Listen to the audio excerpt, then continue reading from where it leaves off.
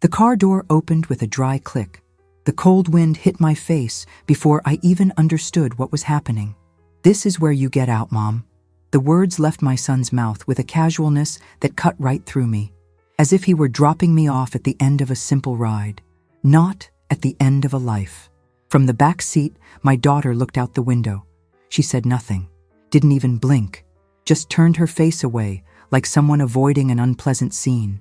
My hands were trembling, but I held on tightly to my purse strap. Inside, I carried more than just medicine and documents. I carried the one thing that could turn the tables. But in that moment, I didn't know if I'd have the strength to use it. The red clay earth under my feet, the dust rising, and the sound of the car speeding away. I just stood there, on the shoulder of the road, not knowing if this was abandonment or liberation. They thought they were discarding me, but they didn't know what I was holding, nor what I was capable of when someone tries to erase me. And it was in that absurd silence, in the middle of nowhere, that I understood. This wasn't the end. It was the beginning. Hi, I'm Eleanor Vance. I am 68 years old, but for 44 of them, they called me Richard's wife. At the market, at church, in town, no one asked my name. I was the wife, the mother of his children, the one who took care of the big house at Starlight Ranch. That house was my world. Every shingle, every embroidered pillowcase, every single crop planted with sweat and hope. I was in everything, even in the things you couldn't see. Richard and I built it all together. We started with a patch of land inherited from his father and ended with 500 acres of farmland and a house that looked like it belonged in a magazine. But while he was called a visionary, I was just Mrs. Vance. I never questioned it. I was raised that way. To help quietly, to be the steady hand, to take care of everything without leaving a trace. When I got pregnant with Daniel, our first child, I dropped out of college. Then Claire came along, and I understood that my life would be about caring for the lives of others. And I did, like no one else. I spent entire nights by Richard's side when he had a terrible case of pneumonia. I slept on the hospital floor when Claire had her appendix removed. I sold my own mother's jewelry to make payroll during the drought of 2009, and I never, ever asked for anything in return, not even a thank you. When Richard got sick, stomach cancer, aggressive and swift, it was me he wanted to spend his last days with. He didn't want a hospital. He didn't want oxygen. He wanted the porch of our house, the smell of brewing coffee, the sound of doves on the roof. And I stayed there, kneeling beside him, holding his hand until his last breath. And even in my grief, I kept everything running. I organized the funeral, welcomed the relatives, calmed the farmhands. Daniel and Claire arrived with serious faces, expensive clothes, and a sense of urgency. A deep, unsettling urgency. That night, I realized they weren't there for the grief. They were there for the numbers, for the inheritance, for moving things forward. And I was just another line item on their spreadsheet. No one asked me how I was, or if I wanted to sell, or if I wanted to stay. They only spoke of division of assets, lawyers, market opportunities, as if everything I had lived in that place could be measured in acres and dollar signs. But I didn't cry. I didn't scream. I made coffee, and I listened, like I always did. Except this time, something inside me began to crack. A small fissure, but one that would never close again. If this story already gives you chills, subscribe now and hit the bell. Here, every story is real, powerful, and made for those who refuse to be erased. Only subscribers get it first. You deserve to hear what no one else has the courage to tell. I didn't want much. I didn't want trips, jewelry, recognition in the papers, or statues in the town square. I just wanted to stay in the house I helped build with my own hands, to sleep in the bed where I brought my children into the world, to walk barefoot on the hallway floors I polished every week, to smell the coffee brewing, the lye soap in the laundry room, the damp earth after a rain. I wanted to open the kitchen window and see the cornfields growing. I wanted to hear the birds at dawn. I wanted to plant rose bushes again, the way Richard liked them. That was all. But even that, they denied me. You'll be comfortable, Mom. A good health plan, quiet neighbors, a smaller house, easier to maintain. That's how Daniel tried to convince me, without looking me in the eye. He spoke as if offering a gift, but he was throwing me away, like someone wrapping a problem in pretty paper. Claire, with that sweet, calculated tone, added, "We want what's best for you." Best? What would be best for me is if they could see that I still exist, that I'm not some old piece of furniture they need to store in a safe place. I wanted respect. I wanted Daniel to sit with me on the porch and ask me how I felt without his father.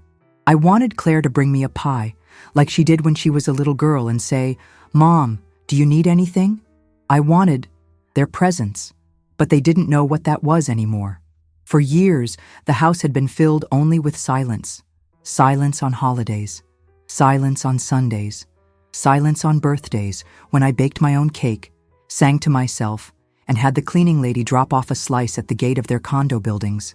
I just wanted a hug, a "stay, Mom," but nothing came. And still, I felt guilty for wanting so much. Was it wrong? Was I being selfish for not wanting to leave my home? For wanting to be heard? For wishing someone would look at me and see more than just an obligation? There was one night, days after the funeral, when I sat on the bed with a box of photographs in my lap. Pictures of Richard with the kids when they were small, of us carrying saplings through the mud, of the first harvest. I cried in silence. I cried for myself, for Richard, for the woman I used to be, for everything I had built with love, and that they were now trying to sell off like a warehouse of old inventory. And it was then that I understood. What I wanted wasn't just to stay. It was to be respected for everything I had done. It was to see my children understand that love isn't measured in a sales contract. It was for them to know that this woman here, silent for decades, had a name, a history, and strength. Because until then, I had been silence. But now, I wanted to be heard. And even if it meant I had to get up from that chair alone, close the windows, turn off the lights, and start all over again, somewhere else, I would do it. Because I wanted more than comfort. I wanted dignity. And they were not prepared to find out how far I was willing to go to get it. The morning after the burial, I woke up early. It was habit. Even without Richard beside me, my body knew it was time for coffee. I put the kettle on the stove, ground the beans by hand, the way he liked. The aroma filled the kitchen, but the empty table hurt more than the silence. Daniel and Claire came down late. They were talking in low voices, walking quickly, dressed too formally for a Tuesday of morning. Daniel wore a blazer. Claire, high heels. I sat at the table with my coffee, waiting for them to say something. Anything. "Mom," Daniel began, placing an envelope on the tablecloth. "We've given this a lot of thought. It's time to sort things out." Claire opened her laptop. Everything so automatic, so impersonal. "The ranch could be sold for an excellent price," she said, smiling like someone presenting a product at a mall. "The investor is already lined up. The offer is right here." I reached out, took the paper. I looked at the numbers coldly. They didn't shock me. What shocked me was the tone. "And me? Of course, we thought of you," Daniel said, opening another folder with another proposal. "There's an excellent gated community, very quiet. Medical services, activities, people your age. It's ideal. We even visited it." Claire turned the laptop and showed me pictures. A swimming pool, a dining hall, a smiling old man with a cane. It looked nice, but empty, fake, cold. "You want to put me in a home?" I said. It wasn't a question. "Mom, it's not like that." "It's exactly like that," I cut in. "You don't want to deal with me. You want to settle the inheritance, get rid of the part that's in the way." They exchanged a tense glance. "It's not fair for you to be alone here. The house is huge. The ranch requires upkeep," Claire said, her voice soft, masking the hardness. "We have lives out there," Daniel added. "You always took care of everything. But now you think you can take care of me by locking me in a place with an electric fence and bingo on Tuesdays?" We sat in silence. Daniel cleared his throat. He pushed another envelope toward me. "Dad signed it. Here's his authorization for the sale. We've already had it validated by a lawyer." I took the paper. I recognized the signature, but it was too perfect. Richard could barely hold a pen at the end. This didn't feel right. "This doesn't have the stamp from our town's notary," I said, without raising my voice. Daniel looked away. It was another office. Faster. Claire closed her laptop. She took my cup, carried it to the sink as if closing the matter. The decision has been made, Mom. You just need to agree. Agree. Sign. Smile. Accept. I stood up, walked to the window. The day was overcast. The smell of damp earth promised rain.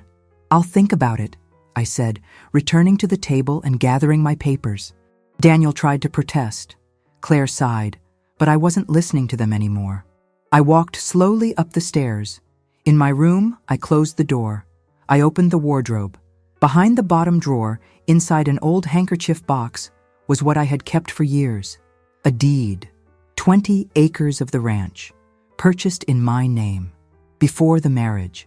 A precaution Richard had taken early on when a bank loan nearly took everything. At the time, it was our way of protecting at least one part of the land. And there it was, untouched, with my signature, notarized, authenticated, everything. They didn't know about it. No one knew. But I knew in that instant that this was my weapon. I wasn't going to fight for money. I was going to fight for truth, for respect, for me. Because that morning, when they put those papers on the table, it wasn't just a sales proposal. It was the first attempt to erase me. And they had no idea who they were trying to erase. The day dawned hotter than usual. A strange humidity hung in the air, as if the weather itself sensed that something was wrong. I got up before them, made coffee, as always. I set the table with bread, fruit, fresh butter, an automatic gesture, almost a ritual. Part of me was still trying to keep things in their place, but the silence was thicker. Daniel came down first, blazer again. He didn't even need the tie. It was Saturday. We're going out, he said, without looking at me. Out where? Claire appeared right after, pulling a suitcase. My suitcase. We thought we'd take you to see the community today, just to look, no commitment. Then why is my suitcase packed? Just to make things easier, Claire answered too quickly. In case you like it. She avoided my gaze. My heart began to beat faster. I felt my stomach churn. I didn't agree to go. Yet, Mom.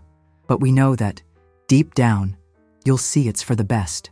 The best for whom? Daniel approached with the folded papers in his hand. The sale is already in motion. The buyers need to assess the land this week. And your presence here, he hesitated. Complicates things, Claire finished. Complicates things. That was the phrase that broke me. I, who gave my life for that place, was an obstacle. I took a deep breath. I haven't signed anything. You can't force me out. Daniel smiled, a cold, thin smile. The land is going to be sold, Mom. Dad made that clear. It's not fair to hold up the whole process for sentimental attachment. Sentimental attachment. Claire came closer. She placed a hand on my shoulder. Please, Mom. We want to handle this peacefully. The community has space, security, and medical care. You're going to like it. Just give it a chance. She spoke slowly, as if trying to convince a child. I stood there, motionless, frozen. The suitcase was on the living room floor next to the door. I recognized the clothes.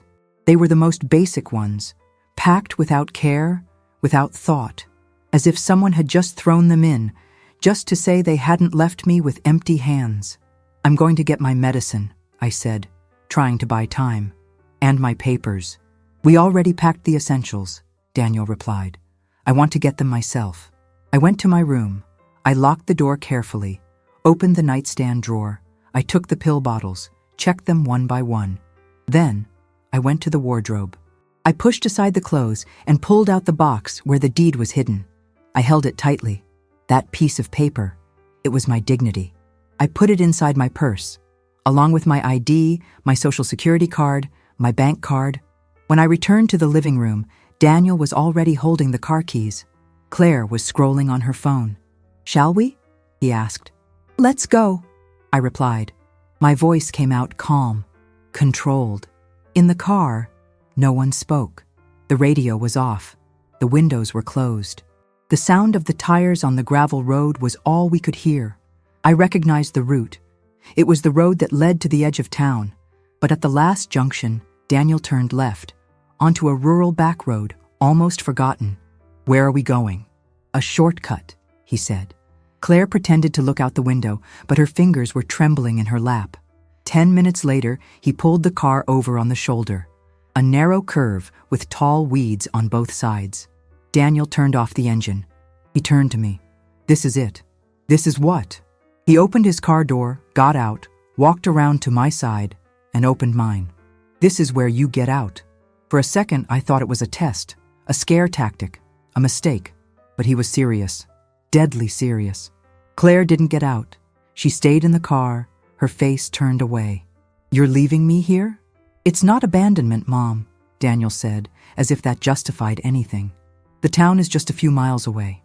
There's a gas station up ahead. You can call anyone you want. And you? We have a meeting with the buyers this afternoon. And what if I say I'm not getting out?" He didn't answer. He placed my suitcase on the ground next to the dry brush. Then he got back in the driver's seat. "It's for the best," he said before slamming the door. The car reversed. I was left there, alone. The suitcase, the dust, the heat, the feeling of being thrown away like old trash. The sound of the car driving away was louder than any scream I might have let out, but I didn't scream. I stood tall, motionless, the empty road ahead, and inside my purse, the only thing that was still keeping me whole. They thought they had won, but they didn't know they had just woken me up. I stood there for a few minutes, motionless. The sun was already starting to beat down on the dirt road. Heat rose from the ground in waves. The air was dry, and the buzzing of insects in the weeds made everything feel even more surreal. I didn't cry. I didn't shake. I didn't scream. But inside, I was in ruins. Each heartbeat echoed in my chest as if it no longer knew where it belonged. Abandonment. That was the word. Abandonment. But not like leaving an umbrella in a coffee shop. This was planned, calculated, executed with cold precision. Daniel, Claire, my children, my blood. They had left me like someone getting rid of excess weight that slows down a journey. I looked around. A dry field, a narrow road, no houses nearby, no shade, not a living soul. The suitcase was on the ground, half open, clothes folded carelessly, a pair of slippers, a toothbrush still in its packaging, a pack of crackers. This is what they thought was enough for me. I picked up the suitcase with one hand, held the strap of my purse tightly with the other. I took a few steps. My knees ached. My heart ached more. Every step kicked up dust. The road seemed endless. "There's a gas station up ahead." That's what he'd said, but there was nothing, just me, and the pain, and the shame. The shame of having raised 2 children who believe dignity is disposable, who think a mother is an object, that a home can be sold with a deed and affection can be outsourced. In my mind, a whirlwind of memories. Daniel's first fever.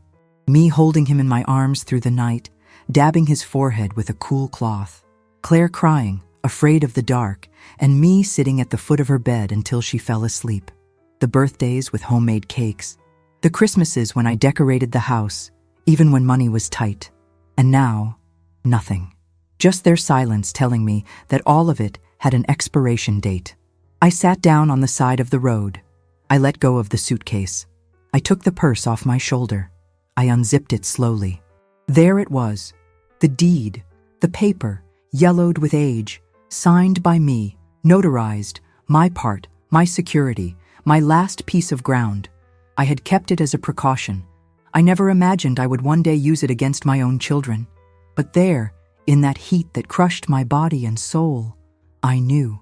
This was no longer just a piece of paper. It was proof. It was a shield. It was my voice screaming back. I stood up, shook the dust from my clothes. I closed the suitcase. I threw the slippers inside and started to walk. Step by step, pain by pain. I didn't know exactly where I was going, but I knew where I was coming from. It wasn't just from that road. It was from innocence, from silence, from the illusion that a mother's love is unconditional, even when it's trampled on. There, walking under the sun, I started to remember myself, before Richard, before the children, before the house. I remembered the girl who wanted to go to college, who wrote poetry in a hidden notebook, who dreamed of traveling by train, who wanted to open a small grocery store with her name on it. Eleanor, my name. So forgotten. So hidden behind Daniel's mom and Claire's mom. That was the name I needed to reclaim. With every step, it came back to me. Eleanor, the woman who would never abandon anyone on a road. The woman who, even when wounded, walked with her head held high. The woman who knew her own worth, even if the whole world had forgotten. The pain was still there, but it no longer paralyzed me. The hurt burned in my chest, but it fueled my next step. And I knew. The humiliation had been the final straw. From that moment on, it wouldn't be about what they took from me. It would be about what I was going to take back. My name, my voice, my land, my story. And they were going to have to listen. I walked for nearly 2 hours before I found a sign of life. The sky was beginning to change color when I spotted a small building on the horizon. An old gas station with a crooked sign, 2 fuel pumps, and a diner attached. My feet ached, my back burned. But the purse clutched against my body gave me a new kind of strength. A drive I didn't even know I still had. I entered the diner slowly. The bell above the door tinkled. The air was heavy with the smell of fried food and motor oil. An old man behind the counter looked up at me and stopped wiping a glass. "Afternoon, ma'am. You all right?" I nodded. I approached the counter, set my purse down, and leaned on it with both hands. "I need a phone and a glass of water, if it's not too much trouble."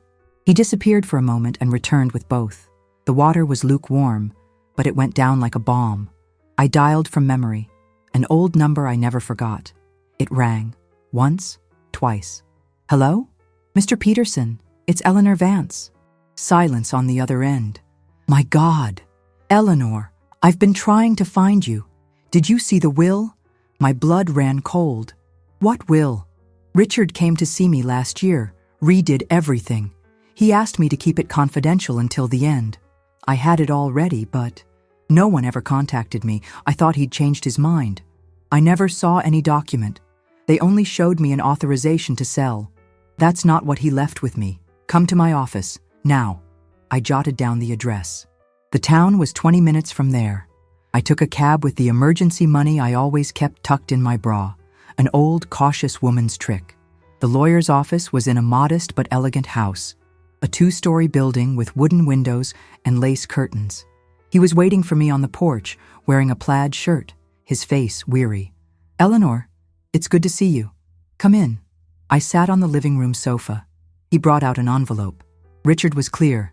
Your share was to be protected. And this deed you brought, it only confirms it." He opened the envelope, pulled out stapled pages. The first line made me hold my breath. "I declare in full command of my faculties that I leave to my wife, Eleanor Vance, total control of the operational and administrative rights to Starlight Ranch. This is a legal will, registered, stamped. That's his signature, validated with a witness. So that paper my children showed me is likely a forgery. And even if it weren't, it would be superseded by this." He stood up, walked to a bookshelf, and took out another document. But the real game changer is this. It was the original deed to the land in my name, linked to the ranch's main irrigation source. Peterson looked me in the eyes. "Without this parcel of land, the buyers have no access to water. The sale is blocked. The ranch can't operate. They cannot proceed without you." I took a step back. I sat down again. My body was tired, but my mind was sharper than ever. "They left me on the side of the road," I said for the first time out loud. Peterson's brow furrowed. "What?" "They said they were taking me to see a retirement community, and they left me in the middle of nowhere." He sat down beside me. He was quiet for a few moments. "Do you want to press charges?" "No." "No?" "Not yet." I looked out the window. The sky was already growing dark. Night was coming. "I want them to feel this. Not from my yelling. From my absence." Peterson nodded respectfully. "The first thing we'll do is file this deed. Then we'll send a cease and desist letter to the buyers, informing them that without your signature, there is no deal. And the will, that will be filed too. Officially, they're going to have to sit at the table, the right way." I picked up my purse. I stood up. James, may I use your phone one more time? He pointed to the phone in the kitchen. I dialed slowly. Claire's number. It rang for a long time. She answered on the fourth ring. Mom, I just wanted to let you know that I'm fine, and that soon, the bill will come due. I hung up before she could reply. I went back to the living room. James, can we start tomorrow? We can start tonight, if you'd like. I smiled, and it was right there, sitting in that modest office, that I understood. The comeback didn't need an audience. It just had to start in the right place, with the right woman. And now, they were going to learn. The next day, I woke up early. The mattress was firm. The room was small, but I slept better than I had in months, maybe years. The bedroom window overlooked the back of a bakery. The smell of warm bread filled the air and brought a smile to my face. It was simple, but it was mine. And the silence. The silence tasted like freedom. I went to the bathroom, washed my face, tied up my hair. I put on my cleanest clothes and folded the rest neatly. Mr. Peterson had arranged for me to stay in this little room at the back of his sister's house. Just for a few days until things settle down, he'd said. But I knew. Settling things now was up to me. At 8 in the morning, we were at the county clerk's office. Peterson carried the documents. I carried my conviction. The clerk at the counter recognized us. After all, Richard and I were old names in this town. The ranch was a symbol of success, tradition, respect. She took the papers, read them in silence, then looked at me. Are you sure you want to file all this under your own name, ma'am? Absolutely, I replied, my voice steady. She stamped the paper, signed it, filed it. That sound of the stamp hitting the page. It was as if I had reclaimed my own existence. We went straight from there to Peterson's office. We sat across from each other. He opened his laptop. The next step is to notify the company that's negotiating the purchase with your children. They need to know the transaction is legally compromised. Send them everything, but quietly. It's going to be a shock to them. And that's exactly what I want. Peterson sent the notification. Emails, certified copies, attachments with the deeds, and the original will. And now? Now we wait for the noise, he said. But the noise came quickly. That afternoon, while I was having a cup of tea in the kitchen, the prepaid phone Peterson had lent me buzzed. A text message from Claire. Mom, we need to talk. Urgent. The company's lawyer said the contract could be canceled. What's going on? I smiled. I put the phone down. Minutes later, another message. From Daniel. Mom, please pick up. We messed up, okay? We just want to fix this. No sorry. No regret. Just fear. It was too late. The next morning, Peterson got a call from the Development Corporation's representative. They're panicking, he said, putting the call on speaker. They want to know how they didn't know about the deed in your name. Because her children tried to hide it, I answered. But they failed. Mrs. Vance, we are very concerned about the legality of this sale. We need your signature. Otherwise, the contract will be voided. Then it will be voided. Can we talk? With my lawyer. We hung up. They're going to back down, Peterson said. I know, but that's not all I want. He looked at me curiously. What else? I want to give the land back to those who deserve it. People who respect it. People who plant with love. That afternoon, I sought out Leo, a young man from the local agricultural co-op. He worked with small, organic, sustainable farmers. Richard had admired him. He had wanted to help him one day, but never got the chance. Leo greeted me with wide eyes. Mrs. Vance, I've come to propose a deal. I explained everything. From the beginning, the abandonment, the deed, the sabotage. I want to donate a portion of the land, the part that belongs to me. On one condition, it has to stay alive, growing things, creating jobs. Leo nearly cried. Are you sure, ma'am? I've never been more sure of anything. We formalized the agreement. Within a week, the most fertile part of the ranch would be registered in the co-op's name, under my voluntary supervision. I began to visit the land quietly, without fanfare. I'd enter through the back fields, walking on the soil softly, like someone reacquainting themselves with their own body. I saw the crops beginning to sprout again. I saw the first new shoots reaching for the sun. I cried there, alone, leaning against an oak tree that Richard and I had planted decades ago. In town, the rumors started, that the sale was canceled, that the widow wasn't so frail after all, that her name still carried much more weight than her children's last name. And it was in that collective whisper that justice began to take shape, without scandal, without headlines, but with every calculated step, every signed document, every preserved route. Daniel and Claire began to feel the real impact. Their phone calls went from arrogant to desperate. "Mom, you have to understand. We were just trying to protect you. Mom, this could ruin our reputation. Mom, talk to us." But I didn't talk, not anymore. Because in that chair at the clerk's office, when they stamped my name, I understood. My voice doesn't need to be loud. My presence doesn't need a stage. And my worth will never again be decided by anyone but me. The following Friday, a letter was left at the co-op's front desk. It had no return address, but I recognized the handwriting. It was from Claire. Inside, a single sheet of paper folded in half, a timid apology, rehearsed words, disconnected paragraphs. At the end, one underlined sentence. "We just want to talk." But it was too late, because I didn't want to talk anymore. I wanted a conclusion. The co-op was celebrating. We had secured a partnership with 2 small distributors. Soon, the produce from Starlight Ranch would be back on the market, under new management, but with its roots intact. Leo invited me to speak at the assembly. "You're the soul of all this, Mrs. Vance. Without your courage, this land would have been turned into concrete." I declined the microphone. I never liked speeches, but I asked to speak to them face to face. I stepped onto the small stage, made of wooden pallets. "I didn't save the ranch," I said. "I just remembered who I was. And that memory is more powerful than any deed." Timid clapping turned into a standing ovation.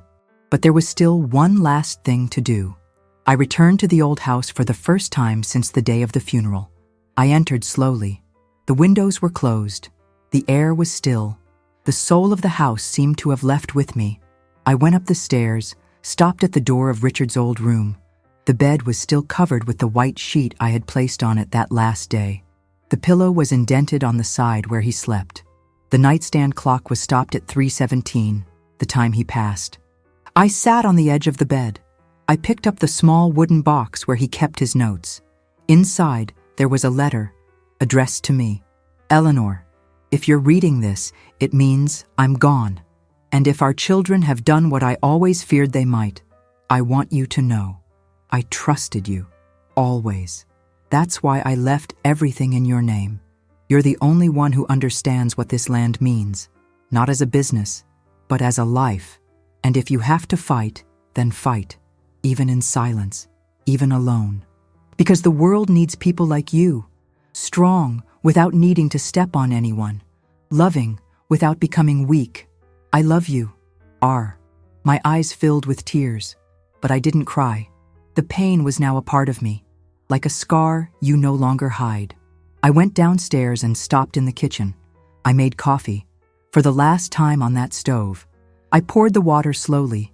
The aroma rose, warm, familiar. I served it in an old mug and sat at the table. The same table where Daniel had tried to convince me to disappear, where Claire had smiled and said it was for the best. I left the mug there, full, and I walked out. On the sidewalk, Peterson was waiting for me with the car running. "Ready?" I nodded. "Are you really going to do this? It's necessary. They're going to lose their minds. Then let them learn." In the center of town, the land registry office was busy. We sat in the waiting area, me with the original deeds in my hands, him with the will. They called our names. We went in. Across the table, the official waited with a curious expression. "Ma'am, you wish to file a definitive revocation of Daniel and Claire Vance's rights to the productive areas of the ranch?" "Yes. They have voluntarily waived them. I have the terms." He leafed through the papers. He signed. "It is done." I stood up. The pen I used to sign, I placed inside my purse. It was the same one Richard used to use. It was small, simple, with his name engraved in gold, R. Vance. That gesture, of keeping it with me, was my final goodbye. I walked out of the office with the sun on my face. I walked to the town square. I sat on a bench under the maple tree I planted with Daniel when he was just 8 years old. I remembered that day. He brought me a sapling. He said he wanted a tree that would last forever. So we never forget, but they forgot. I didn't. I never forgot who I was. I just had to be thrown away to remember the value I have. I called Leo. "Can you begin the revitalization work?" "Yes, we can, Mrs. Vance. The land is ours." "No, Leo. The land belongs to the people. I was just the arm that protected it until now." I hung up. I stayed there, watching the town, the cars passing, the children running, thinking about how many women like me are out there, carrying the world on their shoulders, and being left on the side of the road when they're no longer useful. But not me. Not anymore. Because on that bench, in that moment, I knew. I survived Richard's death. I survived the ingratitude of my children. I survived the deepest pain, being discarded by those I once carried in my arms. And yet, I still love. But I love myself first. And no one will ever make me forget that again. 2 days after the final registration, Daniel showed up at the co-op office. Unannounced, without an appointment. He arrived sweating, nervous, with an expression I had never seen on him. It wasn't anger, not arrogance. It was fear. Leo came to me in the back room. "Mrs. Vance, your son is here. He says he wants to speak only with you." I asked him to show him to the side porch, a quiet space, with wooden chairs and a view of the fields.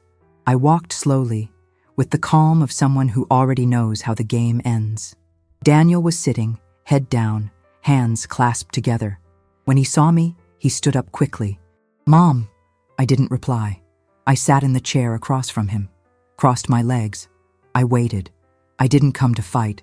I just wanted to try to explain. "You don't have to," I interrupted. "There's nothing left to explain." He swallowed hard. "We panicked. We thought it was the best way, that we were taking care of you. Is leaving a woman alone on the road taking care?" He looked down. "We were wrong, Mom. Terribly wrong. You lied. You forged a document. You tried to erase my history. You treated me like a burden. I know. And you're only here now because you lost." He didn't deny it. "I'm here because I realized that without you, nothing works. That you can't build on top of what you've destroyed." We were silent for a few moments. The wind rustled the leaves of the large oak tree.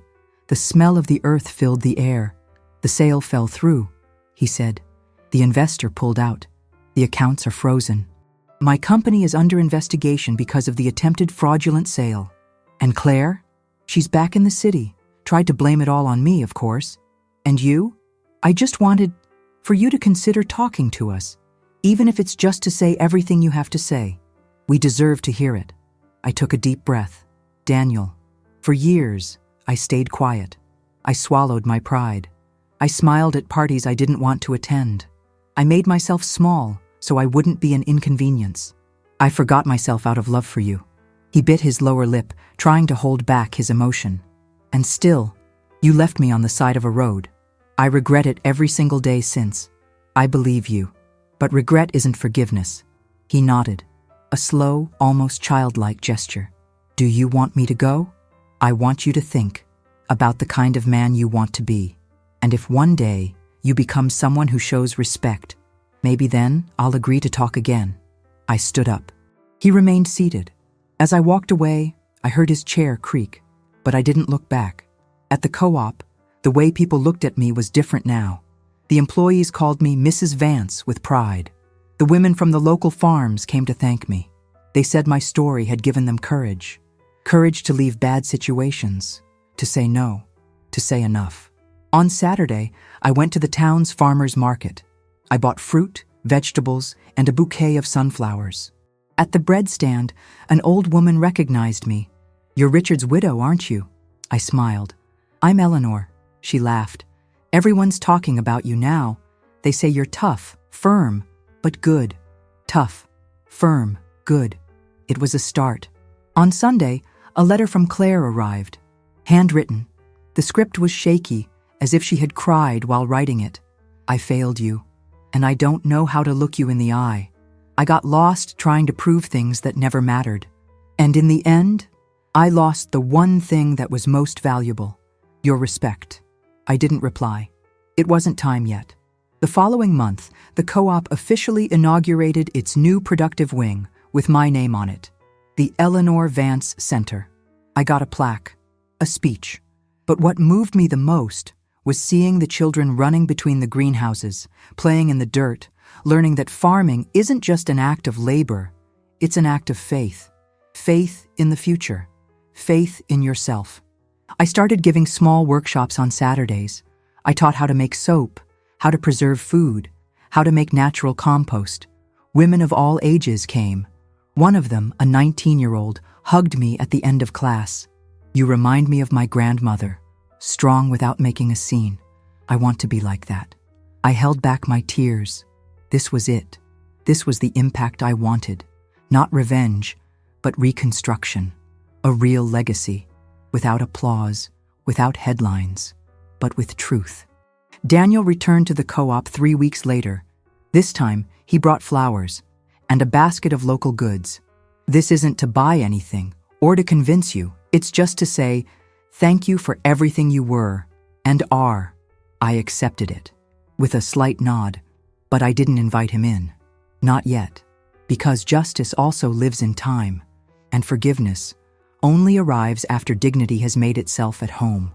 For a long time, I thought being a mother meant being silent, that it was enough to care for, support, and nurture, and that one day respect would naturally follow. I believed that unconditional love meant accepting everything, even disrespect, even indifference.